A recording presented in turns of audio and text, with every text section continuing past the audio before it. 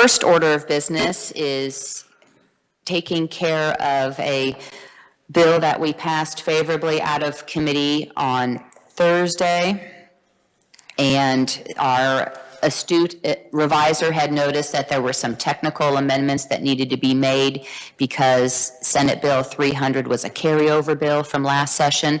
So committee, we are going to first take care of the needed amendment on Senate Bill 300, if that's the committee's vote today, but I will first make a motion that the committee reconsider the prior motion to pass out SB 300 favorably. Is there a second? Second by Senator Thompson. Thank you. Committee, any discussion on the motion? Seeing none, then we will vote on the motion. All those in favor signify by saying aye. Aye. All those opposed, no. The ayes have it, and the motion passes. With that, then, we will take a look at the amendment to Senate Bill 300, and it has been passed out to you, the committee. It is 22 RS 2926, and we will ask for an explanation from the reviser. Thank you, Madam Chair. Jason Thompson, Revisor's Office. So first, my apologies to the committee. We got the technical amendment needed part right, but we didn't do the right technical amendment on Thursday. It turns out KSA 216328 was amended last session, but it was in a bill that was not in Judiciary. It was in the Trespassing on a Critical Infrastructure Facility bill that went through a different committee on the Senate side, ended up in Judiciary on the House side. So because it was amended, the version you were going to send to the floor would not have amended the current law, and by law you have to amend the current law to have an effective bill. So this proposed substitute bill would put the current law, 216328, in the bill, and then you would make all the same amendments that you're already planning to make. It would just be in a different form. So I'll stand for questions if you have them. Thank you, Mr. Thompson. Committee, any questions for the reviser? Seeing none, then, I will move that we amend, that we adopt the amendment to Senate Bill 300. Is there a second? Senator Gossage, thank you. Any discussion? Seeing none, then we will vote on the motion. All those in favor signify by saying aye. All those opposed, no. The motion carries. We are then back on the Senate Bill 300, and I move that now that we have passed the amendment for Senate Bill 300, that we substitute the amendment for Senate Bill 300. So we will be having a substitute for Senate Bill 300. The substitute is the amendment that is 22 RS 2926 that we just voted on favorably. Any discussion? I move then that we substitute Senate Bill 300 with the 22 RS 2926. Is there a second? Senator Thompson, thank you. Any discussion? Seeing none, then all those in favor signify by saying aye. All those opposed, no. The motion passes. Finally, then, we will work on then moving the substitute for Senate Bill 300 out of committee. And I move that the committee recommend favorably for passage the substitute for Senate Bill 300. Is there a second? Senator Gossage, thank you. Any discussion on the motion? Seeing none, then all those in favor of the motion signify by saying aye. All those opposed, no. The motion carries. Thank you, committee, for your work and for the astute observations of the reviser, always working hard to make sure that what we pass is in the form that's needed. With that, then, committee, let's turn to requests for bill introductions. Do we have any requests for bill introductions in the committee meeting room? Seeing none, then, I think we have one on WebEx. I think Mr. Ed Klump, the legislative liaison for Kansas Sheriff's Association, Kansas Association of Chiefs of Police, and Kansas Peace Officers Association, has a bill to introduce, maybe two. Mr. Klump, please introduce yourself and welcome back to committee. Thank you, Madam Chair. My name is Ed Klump, and I'm here representing the three associations the chair listed. And I do have two bill introduction or bill requests. These are both on behalf of all three of the associations. The first one is a proposal to amend KSA 22-2401A. Then there's another one that has to be amended because of that. But this is the statute on law enforcement jurisdiction, and there's just a lot of inconsistencies that are in the current law, and we're trying to clean those up and then also clarify jurisdictional issues when officers are traveling to and from training in places like that. That is 22 RS 2680, 22 RS 2680. Thank you. The bill will be introduced. Thank you, Madam Chair. My second one is a bill dealing with license plate readers, and specifically within the Kansas Open Records Act regarding to data collected by license plate readers and the location information on those devices. And that is 22 RS 2940, 2940. Thank you. The bill is introduced. Thank you. You're welcome. Thank you for that. Any other bill introductions?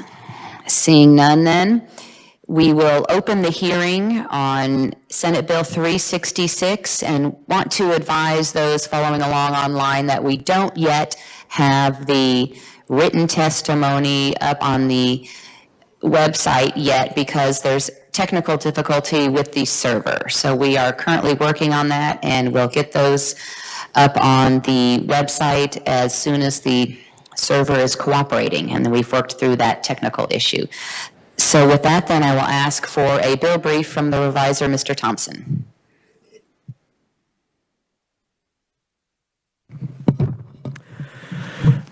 All right. Thank you again, Madam Chair, and good morning, committee.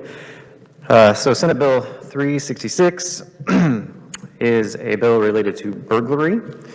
The amendments to this section, it's KSA 215807, is the crime of burglary in current law. And you'll see there in the current statute that there are several pieces of that statute, but essentially all of them are prohibiting without authority entering into or remaining within any dwelling, building, or other structure with intent to commit another crime therein. That's the basic structure of all of those crimes in subsection A and B. The bill is adding language in each of those separate places to prohibit without authority entering into or remaining within any locked or secured portion of any of the dwellings, buildings, or other structures. So it's modeling the current language, but adding portions of those dwellings, buildings, et cetera, to the crime. My understanding is this is in response to a 2019 Kansas Court of Appeals case, and I think you'll hear more about that from the prosecutors and the proponents. So I won't get into that too much, but we do have some case law at issue here, and this is an attempt to cover something that was deemed not criminal, and the policy choice is whether you want to make it criminal by clarifying the statute or not. So we'll stand for questions if you have them. Thank you, Mr. Thompson. Committee, any questions for the reviser? Seeing Yes, none. I Yes, go ahead, Senator Gossage. I apologize. You didn't even call on me, and I thought I saw you look at me. Thank you, Madam Chair. Just a quick question, and that is, I always thought burglary was stealing something. Could you just clarify that for me? Not just entering a building. I thought that was like breaking and entering. Forgive the non-attorney here. Mr. Thompson? Thank you, Madam Chair and Senator. As with many crimes, there are some nuances to it, right? So there at least 3 different ones there in subsection A, and then 2 different ways you can commit it in subsection B, or sorry, 3, where it's aggravated. But all of them have this idea that you are without authority, entering into some place or remaining in some place with an intent to commit some other action that's a felony or a sexually motivated crime or a theft. So there is a related crime with it, right? It's not just the act of entering a place, but it's also the intent behind it to commit another crime. And that's why you would mostly associate it with actually going in and taking something. That's probably the typical way that it would happen. But there are other ways you can commit burglary under our criminal code. And finally, if I may, Madam Chair, so, and we're saying locked, so if someone didn't lock their car, I'm from an age where nobody locked their car, nobody locked their house, but was still considered burglary if someone into your home without your permission. So must it be locked? Mr. Thompson? Madam Chair and Senator, that's a good question. So in the vehicle case, it's very easy. Subsection A3 is current law. Entering into a vehicle with an intent to commit a felony, theft, or sexually motivated crime therein, no change, right? So entering the vehicle with the intent to steal something or to break something or anything like that, that's already covered and there's no change. And the addition of the locked or secured portion is just another way that you could prove the crime. So, for example, entering into a dwelling with the intent to commit a theft or some other crime therein, that's already covered under current law. But now we're also adding that if you enter a locked or secure portion of some place that you're otherwise allowed to be, you can also commit burglary that way. So it's not necessarily taking anything away, it's just adding another aspect to the crime. I hope that helps. Thank you, Madam Chair. Thank you. Committee, other questions for the revisor? Seeing none then, we will ask our proponent conferee, Ed Klump, who's going to testify via WebEx, to please introduce yourself and welcome back to committee. Thank you, Madam Chair. My name is Ed Klump. I am speaking today representing the Kansas Association of Chiefs of Police, Kansas Sheriff's Association, the Kansas Peace Officers Association, and we are speaking in support of this bill. Our associations brought this bill to address what we believe is a gap in the burglary statute, as explained by the revisor, what the bill does. Modifications make unlawful entry to locked or secured portions of a structure. And in response to the question that was asked, that only applies to the portions, so it doesn't apply to the basic structure itself. So to enter into a locked portion of a structure with criminal intent of the existing criminal intent provisions, committing a felony, theft, or sexually motivated crime, would also be a burglary. So to kind of put this in perspective in easier terms to understand, the case that brought this to our attention, as the revisor mentioned, was the 2019 Kansas Court of Appeals case, State versus Glover. And in that case, there was 2 individuals, one whose name was Glover, that entered into the St. Anthony's Catholic Church in Sumner County. That church was open to the public for people to come into the sanctuary and meditate and pray. The evidence in this case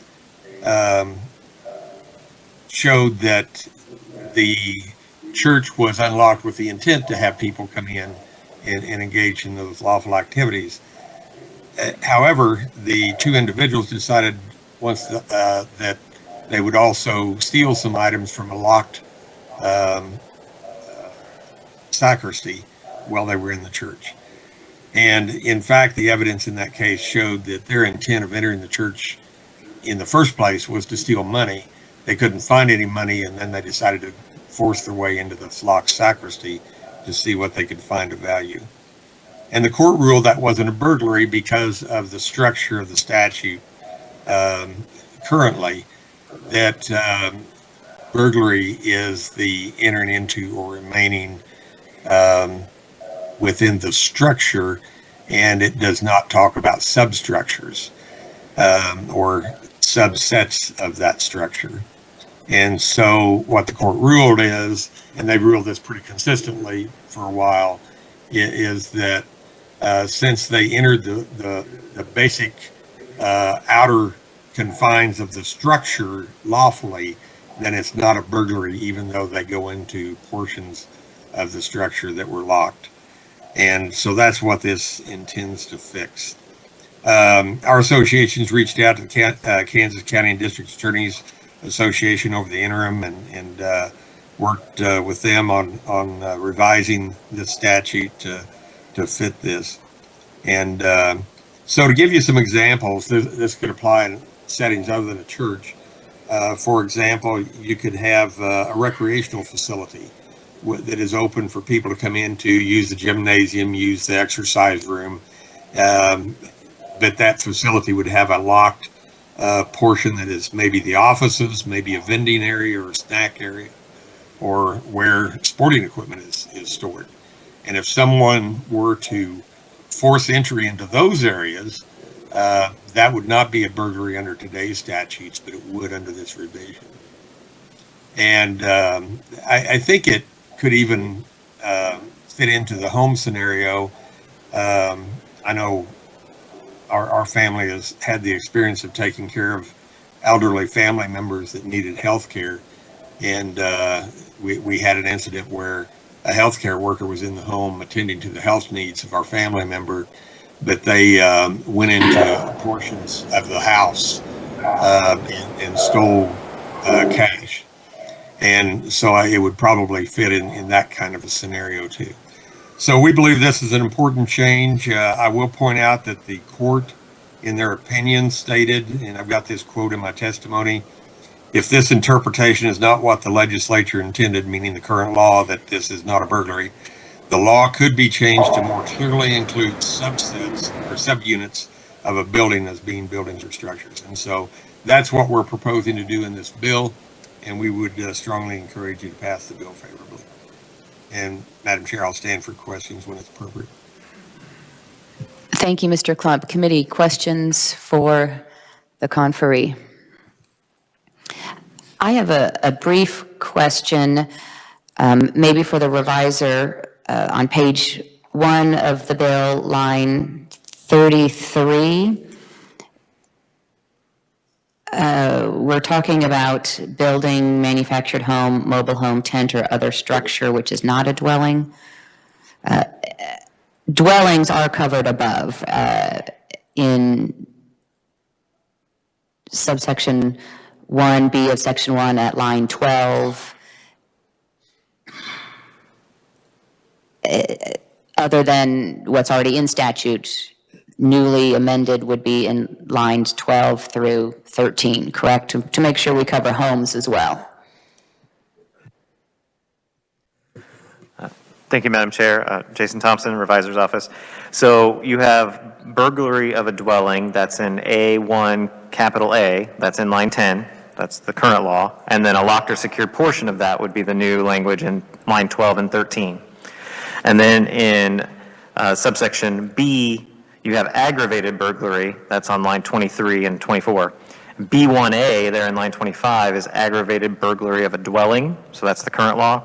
And then the new language in line 27 and 28 would be the locked or secured portion of that dwelling. And then A2, B2 are things other than dwellings, because we have different penalties for dwellings than non-dwellings. So they're covered under current law and under the new expanded law. Thank you. Committee, other questions for the conferee? Yes, Senator Pyle. Senator Thompson, then Senator Pyle. That's okay. Thank you. Yeah, just for Ed, real quick, is this different? I mean, if you go in and you steal something, is that not theft? And is burglary steps it up to a higher penalty? Is that the reason for this? Mr. Klump? Yes, it is. So in the case of the church incident, those two individuals were convicted of theft, which I believe was probably a misdemeanor. And I think this distinction of being able to charge the burglary becomes even more important as we continue to raise the floor of where a felony theft is. which you know now is, revisor can correct me if I'm wrong, I think it's $1,250 is for felony theft. And so, you know, there's a lot of thefts that occur in a structure today that are not felony thefts, but burglary is a felony, regardless of the value of the theft that you commit within the building or the structure. Okay, that answered it. Thank you. Thank you, Madam Chair. Thank you. Senator Pyle? No questions. Committee, any other questions for the conferee? Seeing none then, do we have any other proponent conferees in the committee meeting room or online? Seeing none then, I will direct the committee to your committee folder. We have proponent written only testimony from Todd G. Thompson, the legislative chair for the Kansas County and District Attorneys Association. And I would like to note for the committee that the Kansas County and District Association, District Attorneys Association states that they're asking that the burglary statute have more clarity and more protections. Dwellings and buildings like churches have the expectation of privacy in their non-public rooms. Although this bill may seem like common sense, we may find ourselves, and we do find ourselves in a position to ask the legislature to amend the statute to clarify what the association believes was the legislative intent all along. And the association is asking the legislature to protect our churches and businesses. People already know they cannot go into locked rooms and take items, but now we need our statutes to better clarify that. So with that, are there any neutral conferees in the committee meeting room or on WebEx? Seeing none, are there any opponent conferees in the committee meeting room or on WebEx? Seeing none, then committee, we will close the hearing on Senate Bill 366. We will then turn to and open the hearing on Senate Bill 367 and ask for a bill brief from our reviser, Mr. Thompson.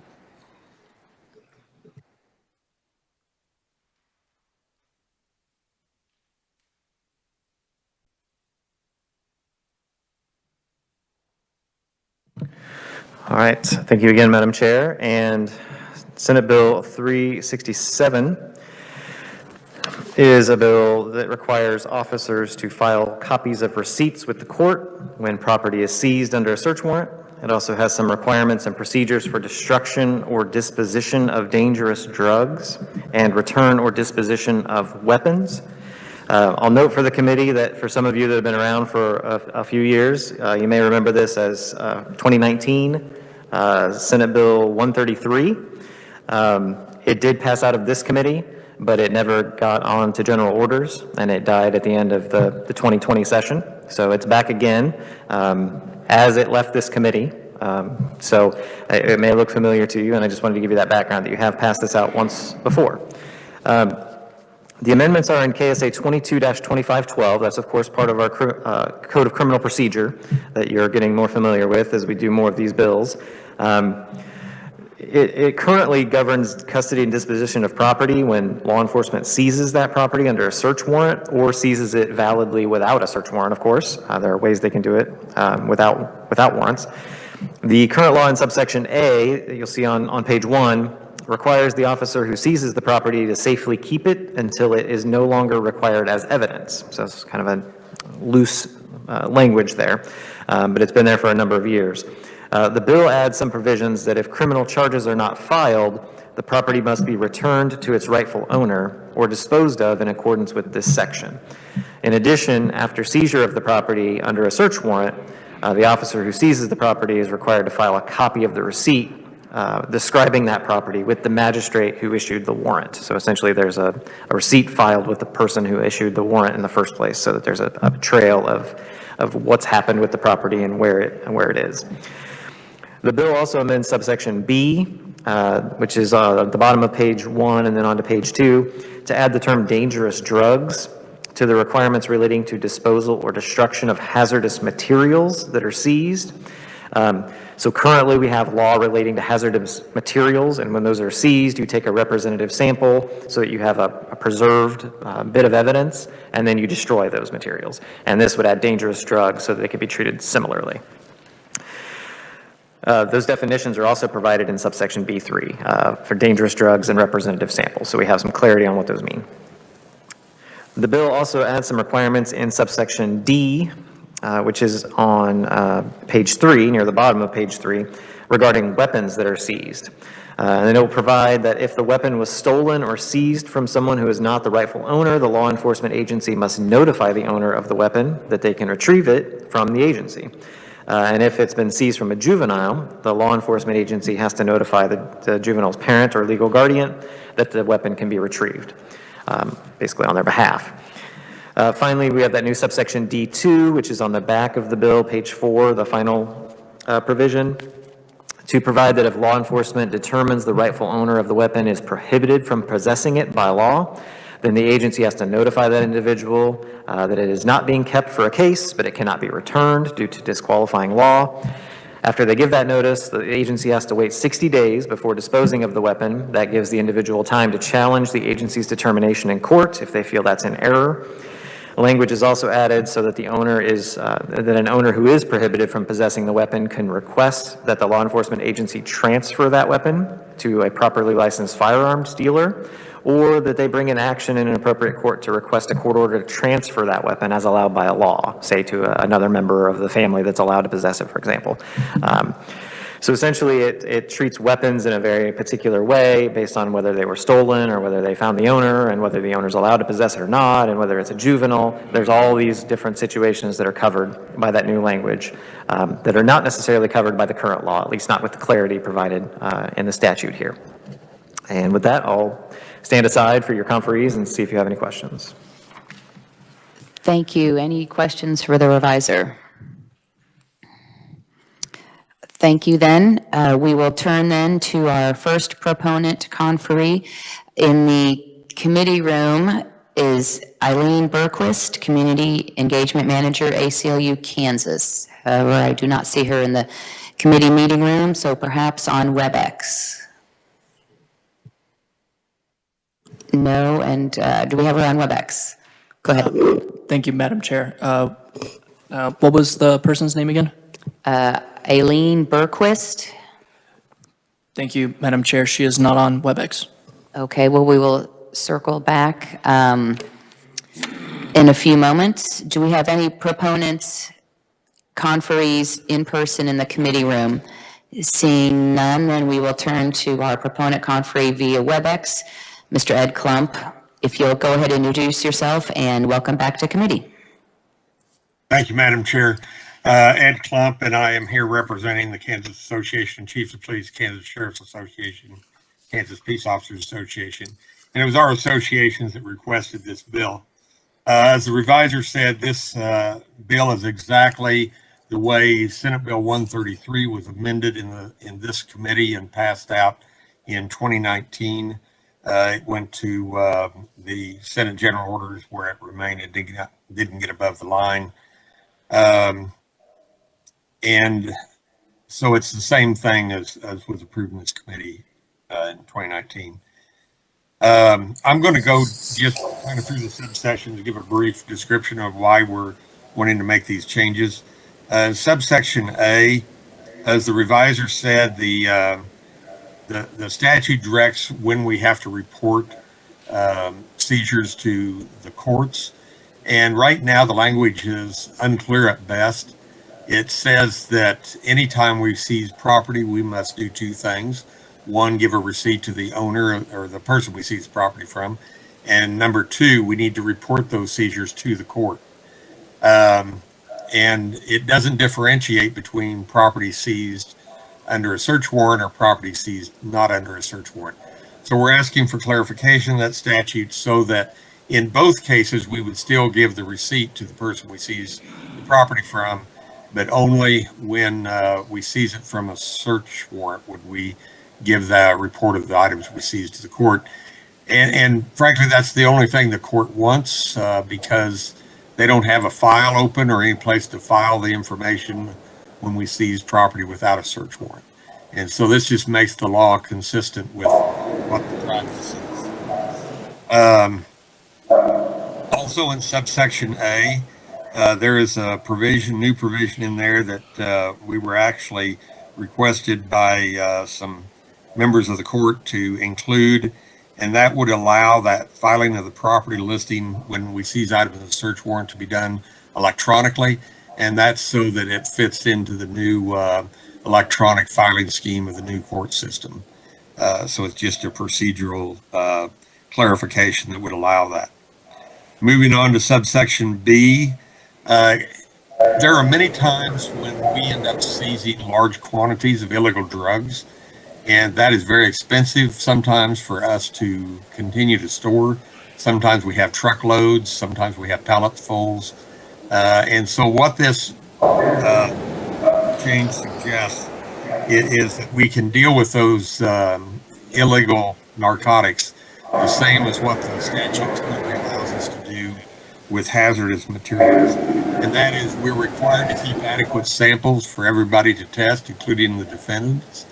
And then we can just adequately document and then destroy the bulk of the items, so we don't have so much of that laying around and consuming some of our resources, financial and otherwise. And so it would just follow that same procedure that has been working for hazardous materials. Moving to subsection C, all of those changes in that are technical amendments made by the reviser. Nothing substantive there. And then we move to subsection D, which is why we originally started looking at this law, and that is how we return property, specifically when we're dealing with firearms. And at the time when we started this, we were having a significant number of cases filed against us because the current law says that once it's not needed for evidence of firearm, we have two options with a firearm if we're returning it to somebody. And that is, one, if we know it's stolen and we know who the owner is, we return it to the owner. And two, if it's not stolen, we have to give it back to the person from whom we seized it. Well, many times the person from whom we seized it is prohibited by law from possessing a firearm. And those people were actually filing court motions against us, trying to force us to give the firearm back to them, even though they were prohibited. And even though we would win those cases, it was consuming a lot of resources on the part of our legal staff to fight those cases. So as we looked at this, we thought there was a much better approach to this. And that is kind of a pecking order. So if the firearm is stolen and we know who the owner is, we return it to the owner. We also believe that if we have knowledge the firearm is owned by somebody else, even if it's not stolen, but we seized it from a non-owner, we should give it back to the owner, not the non-owner that was engaging in conduct that resulted in us seizing the firearm. And so it prioritizes making sure the owner of that firearm is the one that we give it back to, and not depending on a third party from whom we seized it to give it back to them. The third thing was, when we seize a firearm from a juvenile, we want to return it to the parent or legal guardian rather than directly back to the juvenile. And then if none of those apply, then we would return it back to the person from whom we seized it. And then we have the provision in there that if any of those people above are prohibited by law from possessing a firearm, then we would be required to retain the firearm for a minimum of 60 days. I think that's existing language, after giving notice of our determination. And that's to allow them to challenge our interpretation that they're prohibited. So if they believe they are not prohibited, they can take that to a court and have the court determine whether their interpretation or our interpretation is correct. And finally, if the person is prohibited, we wanted to add provisions to cover a ruling from a U.S. Supreme Court case. I believe this case was back in the 2005-2006 era. I may be wrong on that. It is Henderson versus U.S. And basically what the Supreme Court ruled in this case is that the felony convictions can prohibit a person from possessing a firearm, but that does not take away that person's ownership rights. So they still have an investment in that firearm, and they still have the right to retain the ownership rights to that, just not possess it. And so that court ruling went into some details of how that can be handled when firearms are in the possession of law enforcement. to preserve that ownership right of the firearm owner. And we've included that in this bill so that it's so that all of our agencies will be aware of that and handle that aspect of it. So in summary, what Senate Bill 367 does, it clarifies practices that are not working well for us.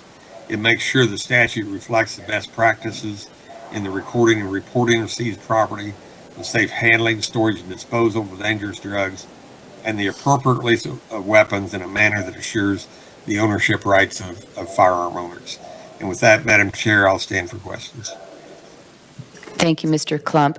Committee, are there questions for the conferee, Mr. Klump? I have a question. In drafting the bill, were discussions had with the NRA or the KSRA and their approval of the language? Thank you, Madam Chair. That's a very good question. And yes, we worked with both of them back before the 2019 bill was introduced. We actually ran this bill through the House, and it was also passed out of committee in 2018. And we worked with them to make sure we were appropriately handling the firearms issues. Thank you. And a quick question then, Mr. Klump. The amendment proposes notifying the individual. There's no specifications about how the individual is notified. Is that pursuant to how we would serve process in a civil lawsuit? Or I don't see any directions about how to notify the individual. Is that on purpose, or does that need some clarification? Thank you, Madam Chair. Good question. That is not an existing law, and we do that on all property now. Once we don't need it for evidence, if it's property of any value at all, we give the people a chance to retrieve that property. They're our owners, and so we have processes in place to do that. It's not like filing a court action. We do that either by telephone calls or by letters, and then the agencies document their efforts to contact those people. And those notifications are usually done multiple times before the property is otherwise disposed of. Thank you. A quick question for the reviser. On page 4 at line 17, when the law enforcement agency gives the 60-day notice after the law enforcement agency determines that the person that the weapon was taken from is not an appropriate person to return it to, then the individual has an opportunity to bring an action in an appropriate court challenging the agency's determination on line 17. And I understand we're talking about jurisdiction and things like that. Where would such an individual bring an action as proposed by the amendment as it's written? It doesn't provide much guidance, except perhaps the proper jurisdiction would be where the weapon is physically located, where the law enforcement agency sits who notified the individual of the need to not return that weapon to that individual. Is that where we're looking at for jurisdiction, or where would it be? Thank you, Madam Chair. Jason Thompson, Revisor's Office. Yeah, I think you're on the right track. I think we'd be under the normal rules for jurisdiction and venue. Venue is obviously the easier one, right? The venue could be where the item is located, where the law enforcement agency is located, or even potentially where the person is located if they're different. But then jurisdiction gets a little more interesting because you've got personal jurisdiction, which of course could be in either location potentially, and some other subject matter jurisdiction issues maybe. But I think you'd just be looking at declaratory relief, right? Just a simple equitable declaratory relief stating that, enjoining the law enforcement agency from disposing of the weapon or ordering them to return it. I think you'd just be in that general category of litigation, and that's probably why there's not more specificity here. Great, thank you. And also in section 1 on page 1,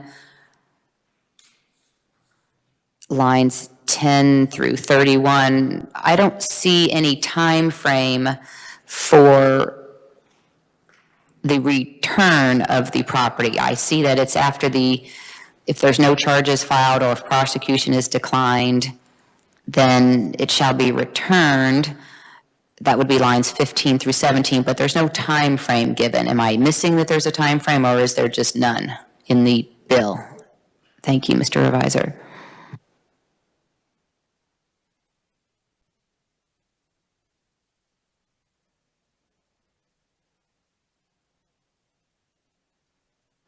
Thank you again, Madam Chair. Jason Thompson again.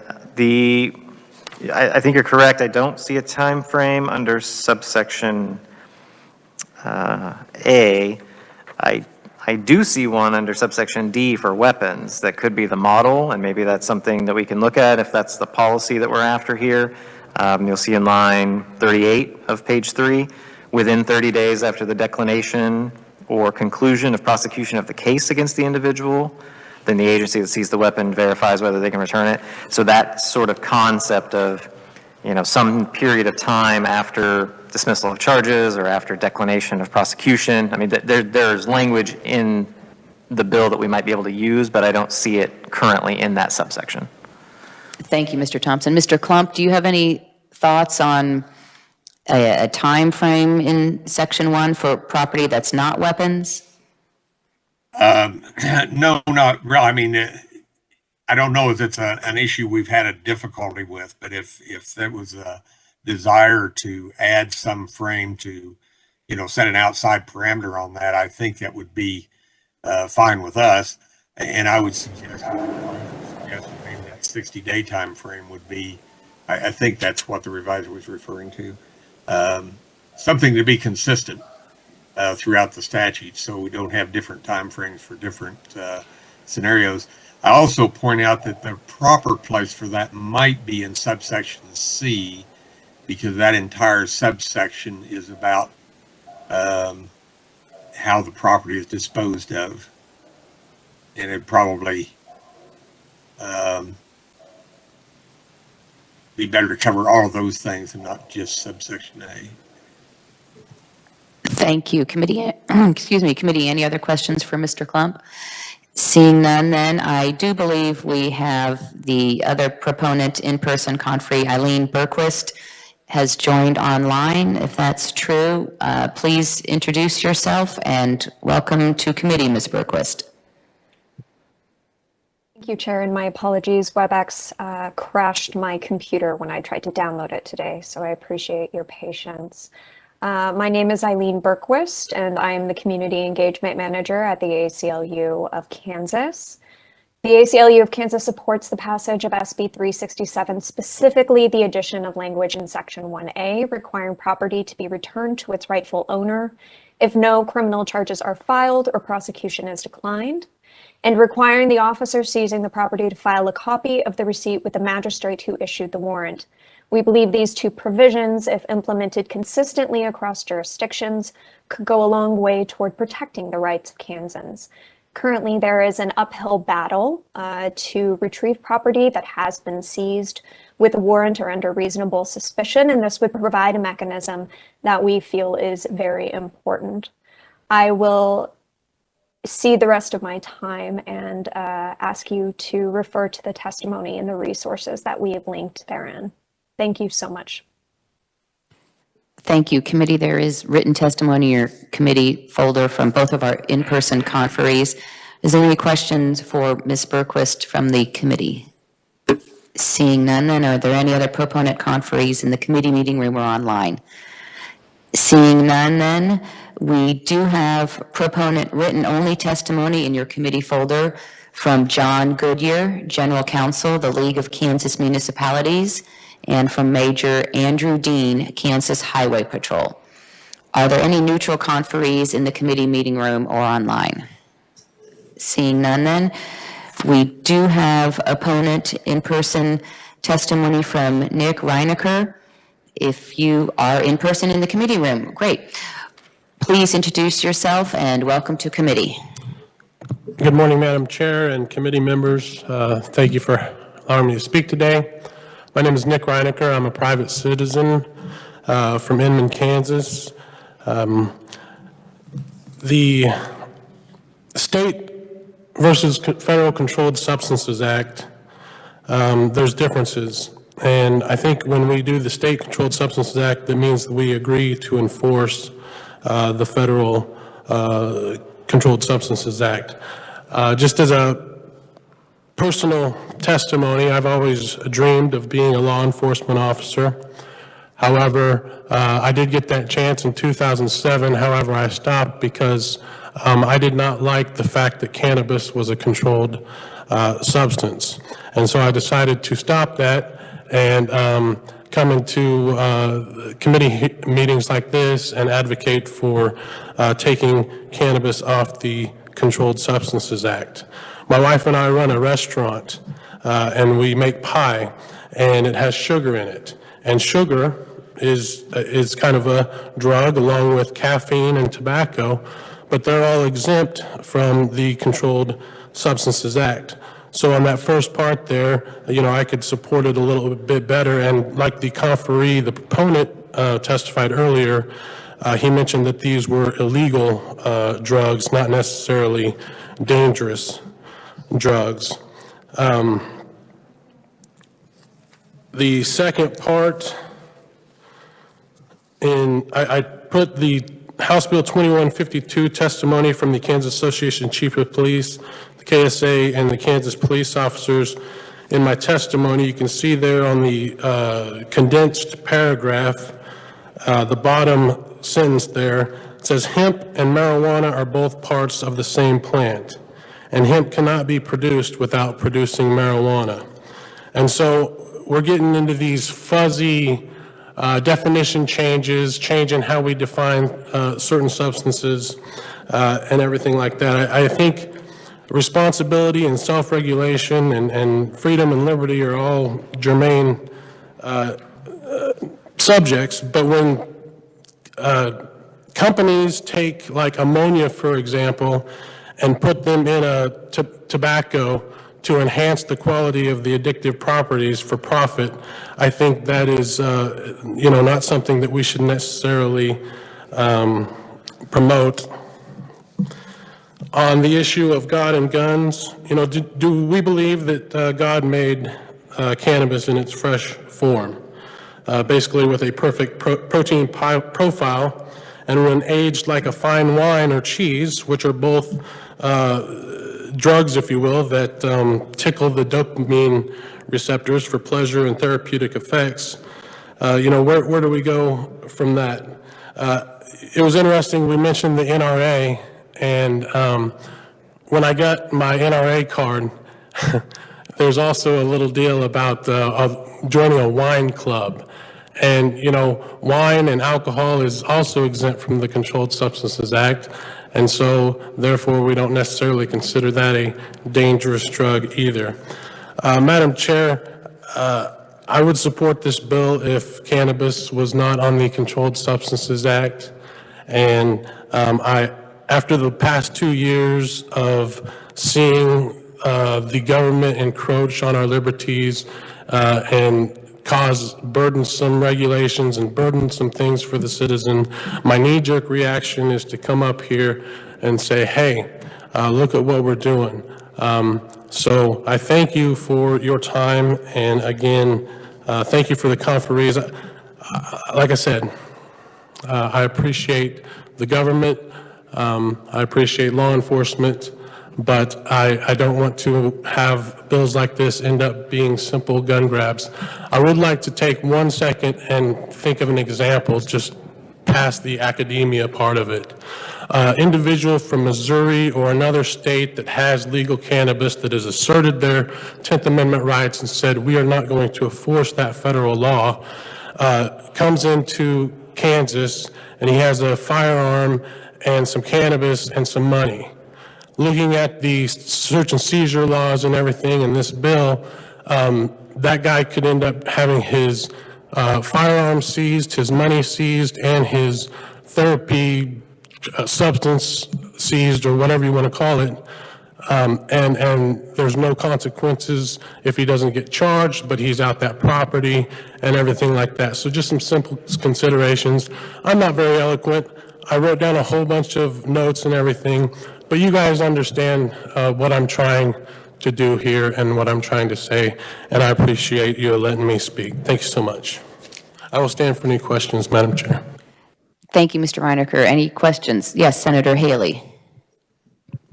Thank you, Madam Chair, and Mr. Reinecker, thank you for being here, and I appreciate that. First, is there any written, was there any? There is written testimony from Mr. Reinecker in the committee folder. It's at the back under, yes, you're looking at it right there, and if you flip through that. I thought it was this. All right, it is. Mm-hmm. Thank you. I'll refer back to that then for some of it. But Mr. Reinecker, I just wanted to appreciate your position, as the one myself who has advocated for marijuana possession for the last 13 years solo. Certainly, I appreciate your position, especially as we see surrounding states have matured or grown up on the issue, and we're almost alone. However, I want to say that we should not necessarily look at civil asset forfeiture. I want to ask you to consider to broaden it, to not have just the silo of that where Kansas remains in yesteryear when it comes to marijuana possession, to not look at the bigger picture, sir, if you will. I want you to be a proponent, is what I'm saying. And though the advocacies that you embrace regarding marijuana unnecessarily being a controlled substance still should not preclude the good that this bill does, the good that it can do for those who are wrongfully having their property seized and held. And I just hope that you would give some consideration to that as a mutual advocate that you and I have been for many years. Madam Chair, Senator Haley, I would be glad to be involved in more discussion and to be able to have a seat at the table of that discussion. But it is my firm belief, being an advocate for that issue and also coming up here for the last 10 years of my life and testifying and reading and networking and getting to know people, there are some times when bills are passed with good language, but because of some other subsection or this language here, there's other harmful things to constituents that are put into those bills that create kind of a poisonous fruit from the poisonous tree aspect. I want to, and I'm more than happy to explore that. But for the moment, until cannabis is descheduled off the Controlled Substances Act for the state of Kansas, I cannot be a proponent to this bill. But I'm willing to have that discussion and dialogue, and hopefully you can change my heart about that. Thank you, sir, and thank you, Madam Chair. Thank you. Thank you, Mr. Reinecker. Committee questions for the conferee. Seeing none then, do we still have Mr. Ed Klump on WebEx? Yes, Madam Chair, I'm here. Mr. Klump, I have one other follow-up question to a question I had earlier for you. You had said you had worked with the NRA and the KSRA on the bill, and did you also consult with our Kansas Attorney General? I believe we did when we put this bill together back in 2019. I believe, made them aware that we were reintroducing the bill when we had our legislative discussion several weeks ago. Great, thank you. And I know 2019 was now going on 3 years ago, so I appreciate that was discussed as well with that office. And one other question for the reviser in Section 1, when we're not dealing with weapons and at the conclusion of a trial, I don't see any requirement in Section 1 that the property be returned, an affirmative obligation to return the property. Am I just overlooking that? Or I see that it shall be kept as long as necessary for the purpose of being produced as evidence on any trial. And then what happens if no charges are filed or prosecution is declined? Actually, I do not see that if it goes to trial,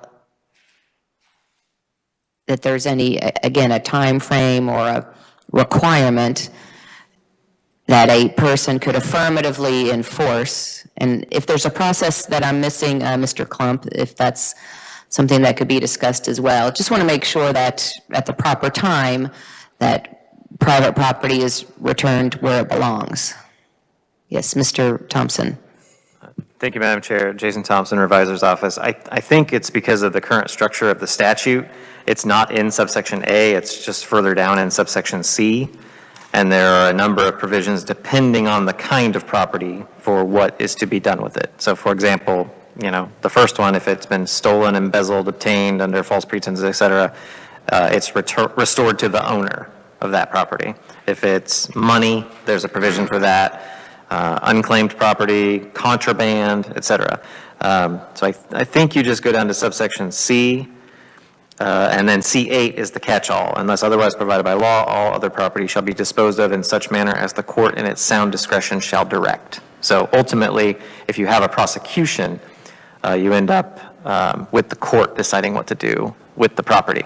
So the provision in A about when there's not a prosecution is there to take the place of that gap, I think, as Mr. Klump called it, that it's not exactly clear what happens if you don't have a prosecution under subsection C, and subsection A would provide that.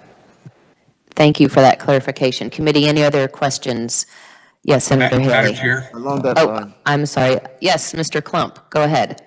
if I could just add to that, I think it's important to understand that under this statute, we're talking about all property seized by law enforcement or that we take possession of. And sometimes that's not even property involved in a crime. It may be abandoned property. It may be, other ways that we come into possession of it. And so we need to be very careful as we craft this kind of language that we don't slow down the process to return property that has no connection to a criminal case. Also, in criminal cases, typically what happens is if it's evidence in that particular crime, even when there is a conviction, there is a requirement to keep that evidence until the appeal process is exhausted, because you could end up having to have another trial as a result of appeals, and you will need that evidence then.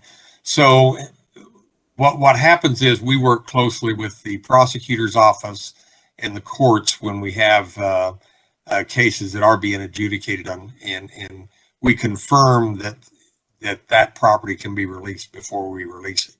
And typically that is done by a journal entry in the court records or something to that effect. And in many cases where we have seized evidence and we no longer need it for various reasons, then we will seek a kind of a general court order encompassing sometimes several cases together to allow us to return that property. And the other point I'd make is law enforcement agencies have no desire to keep property any longer than we have to. It's very expensive. It takes a tremendous amount of space. We are required to maintain that property in the condition it came in. And the sooner we can get it out, the more we like it. But we have to be very careful that we don't do that too soon and jeopardize a criminal case. Thank you. Senator Haley? Thank you, Madam Chair. And I appreciate the latter part of Chief Klump's response.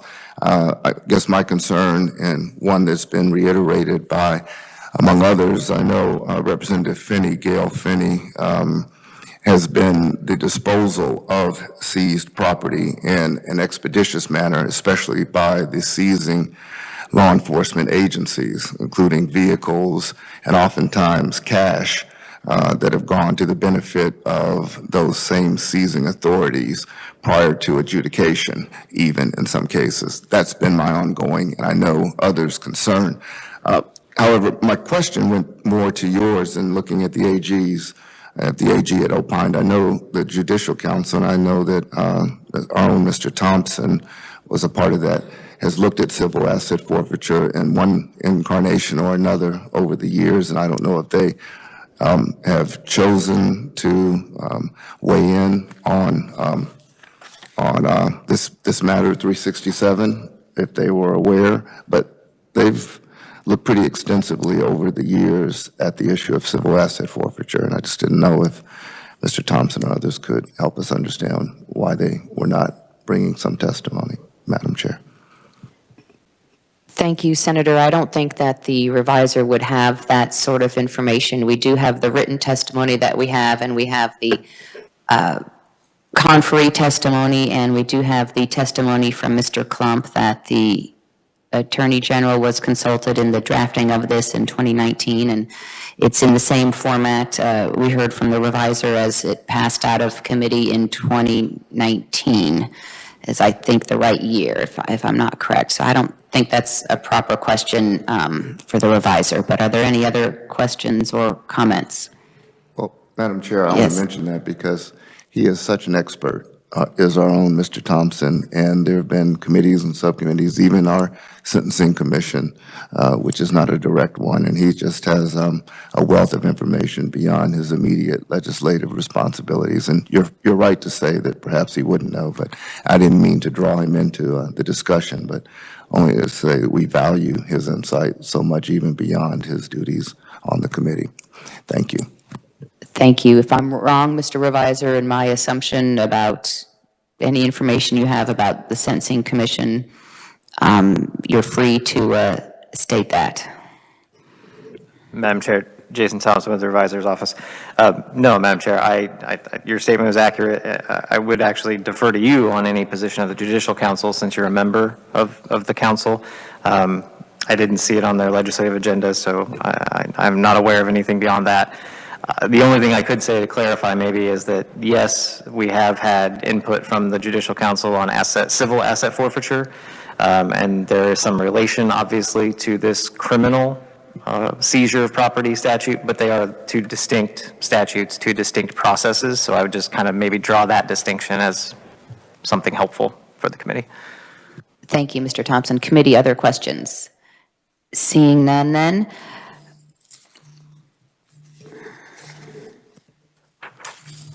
We will close the hearing on Senate Bill 367. And with that, then, there is no other committee business before us today, and we are adjourned. Thank you.